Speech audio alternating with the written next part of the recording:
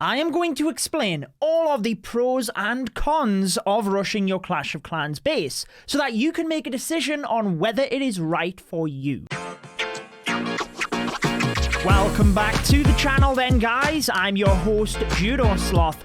I rush a lot of bases, so I am going to explain all of the advantages first. I feel there are a lot of advantages, but there are a lot of negatives that you need to know about, which could change your decision. So I will explain those at the end of the video, and as ever, I have video chapters, so it's easy for you to review any section you wish. If you are a subscriber of the channel, then you know about my second account.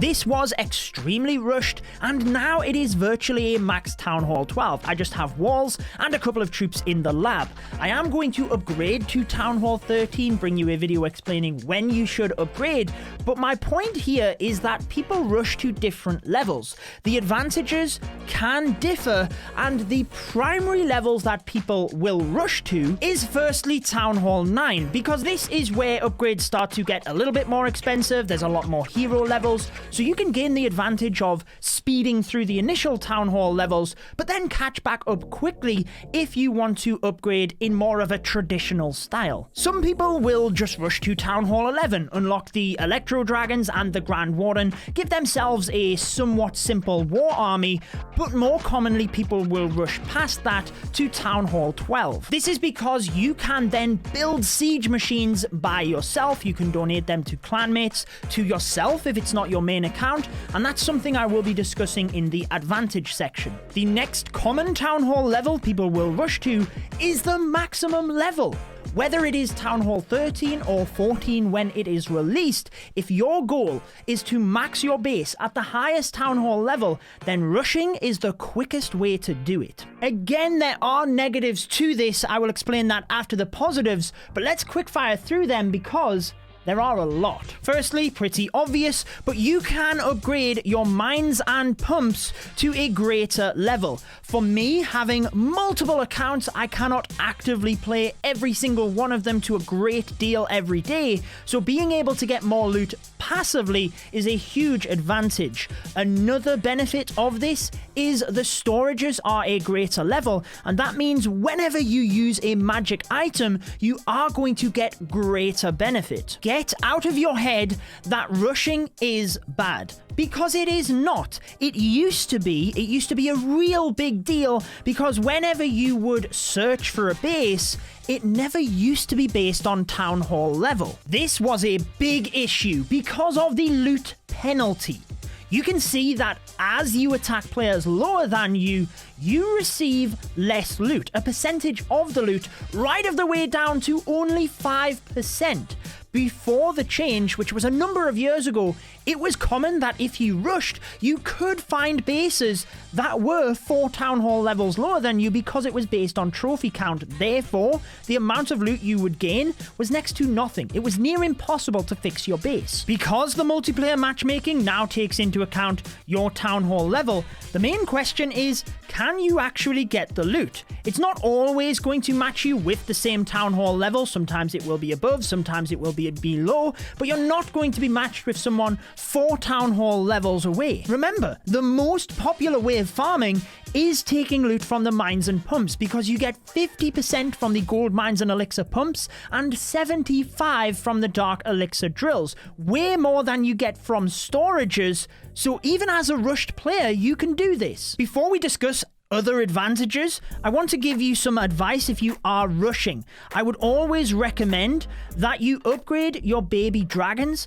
and farm with the mass baby dragon attack strategy. This means you only have to upgrade one single troop in the lab. It's a very easy strategy to use, and you might want to upgrade your lightning spells as well to help with this. But you are going to have to manage your elixir as a rushed player, even more so than your traditional upgrade upgrade methods, you want to focus on offense. So the army camps are incredibly important. You have the Grand Warden, an elixir-based hero that you need to get to at least level 5, and you need to upgrade the barracks to whatever level it is required for the troops you want to unlock. My advice is at least the baby dragon for farming, and you want to do something similar with a war army. You want to try and find armies that you can upgrade a single troop, and it means you have a strong attack. So the mass E-Drags tends to be a good option. You can upgrade the Electro Dragons,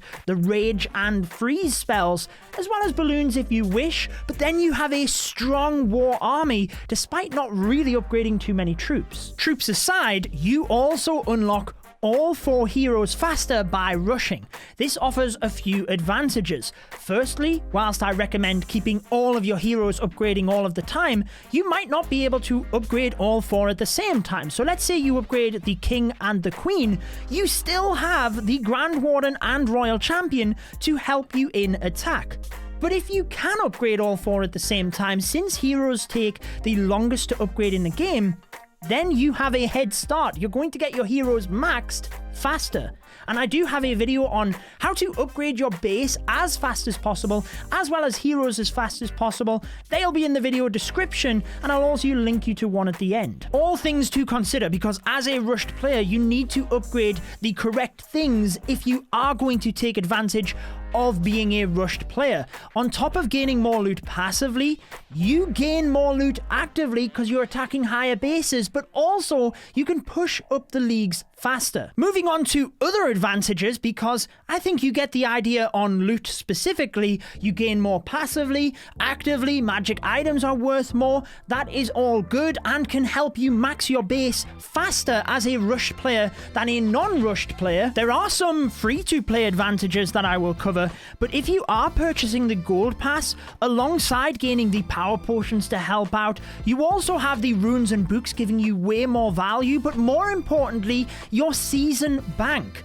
This can help you save up for the hugely expensive upgrades, and you're not at risk of losing that to anyone else. Remember, if you are purchasing the gold pass or anything else, you can go into your settings, more settings, and right at the bottom, you can enter your favorite content creator's code before purchasing. My code is Judo, and it is much appreciated, my friends. We get a small kickback at no extra cost to you, so it's really appreciated and massively helps support the channel. But as a free-to-play player, whether you are rushing or not, you have to try and save all of the free gems you get to unlock all 5 builders. This massively speeds up how quick you can upgrade your base. As a rushed player, you can unlock all builders way quicker, particularly because of the achievements. Some of these offer you thousands of gems and can be much easier to complete when you're rushed, such as pushing to Champions League. This means you can get all 5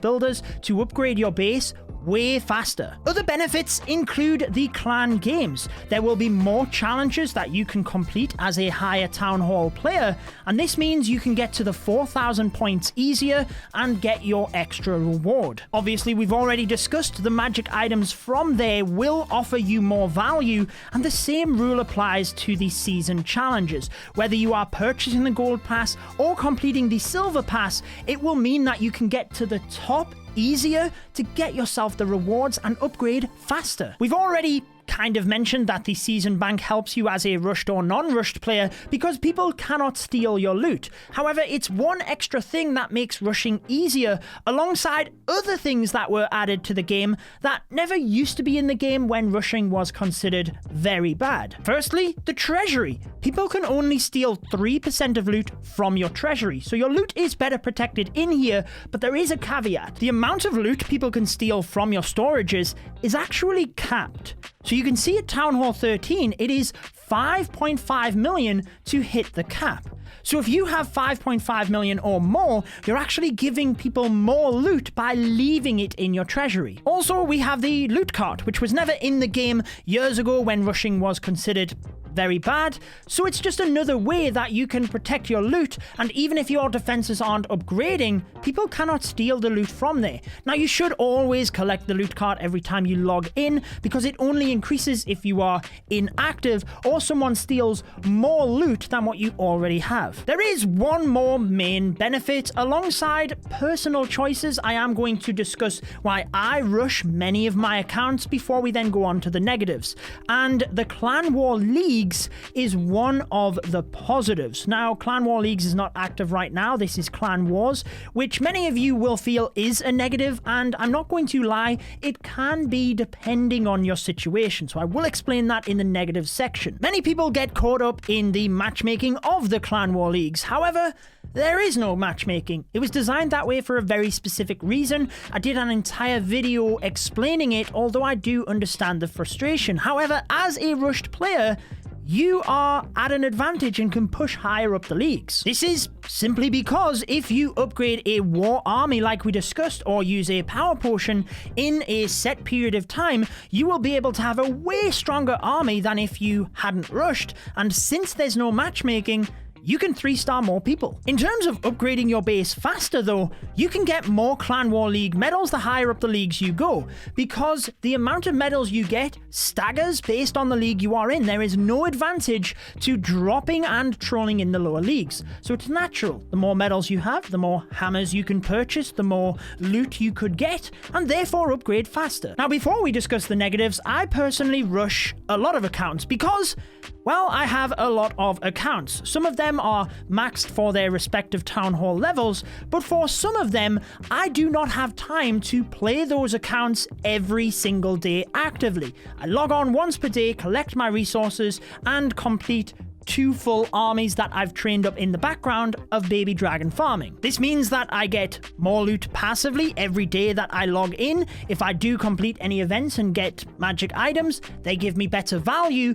So rushing can depend on your given situation. This nicely transitions us to the negatives, because if you are considering rushing and this is your first, your main, perhaps your only Clash of Clans account, then one of the negatives is that you don't get to experience the game in all of its glory. You're just rushing through the town hall levels. You don't get a deeper understanding of all of the different troops and units. So overall, your experience might not be as good. And yes, it is faster to get to the maximum level by rushing, but it's still going to take you quite a lot of time. You are going to be in this for the long haul. At the end of the day, Clash of Clans is a game. So you want to enjoy what you are doing, the attacks that you have, the variety. There's no point in rushing and then being stuck on the grind and not enjoying it. So I personally do not recommend rushing your main account, but I do think that rushing secondary accounts offers all of the advantages we talked about, but there are other negatives. You are constantly playing catch up on your village, and this might not sound like a big deal, but psychologically it could actually have an impact. It could make you think, I'm just not interested in doing this anymore. That's why I recommend it for secondary accounts that you don't take as seriously, because another negative is when you are trying to get into clans, many of them have requirements. And some clans you might be restricted to get into if you are a rushed player. For some of you, that's probably not a big deal. You already have a clan, you know you're good in that regard, particularly if it's a secondary account. But I did want to include it in the video because I like to help everybody, and it's definitely something that you need to take into account if you're considering rushing. There's always been this culture that rushing is bad because it always used to be. But probably the greater thing here is, depending on how serious the clan is you're wanting to apply to, their recruitment team might not take you seriously as a rushed player, particularly if this is your main account. And it's all to do with that deeper understanding. Can you offer their clan something? Are you good enough of an attacker? If this is your secondary account, it's probably not a big deal. But if you're rushing on your main account, you need to be able to offer the clan something, and you just have to know that you might be limited. But think of the positives. You can help to donate with siege machines. You have to figure out what it is you want in the game as to whether you rush or not. There is kind of a negative that if you are storing a lot of loot and you are low level, people can 3-star you easier to get your loot. But that's where you just have to be good at your management. You can always upgrade the cheaper items first with your primary loot, and then use your season bank magic items for the more expensive upgrades. However, what people will tell you the main negative is, and it absolutely can be a negative, is the clan wars, because there is a matchmaking algorithm unlike the clan war leagues. Whilst there's a few factors that go into this, basically your entire clan's strength, offense and defense is taken into account and tried to equally match with another clan. Defenses have a particular weight, and the stronger defenses, basically the signature defenses at each town hall level, have a war weight. This is where people see it as a negative, because you can force your clan to have a stronger opponent and therefore a more difficult time winning the clan wars. However, again, this isn't as big of a deal as it used to be. This is a cool base design, by the way. I wish I had the link for this, wanted to show you.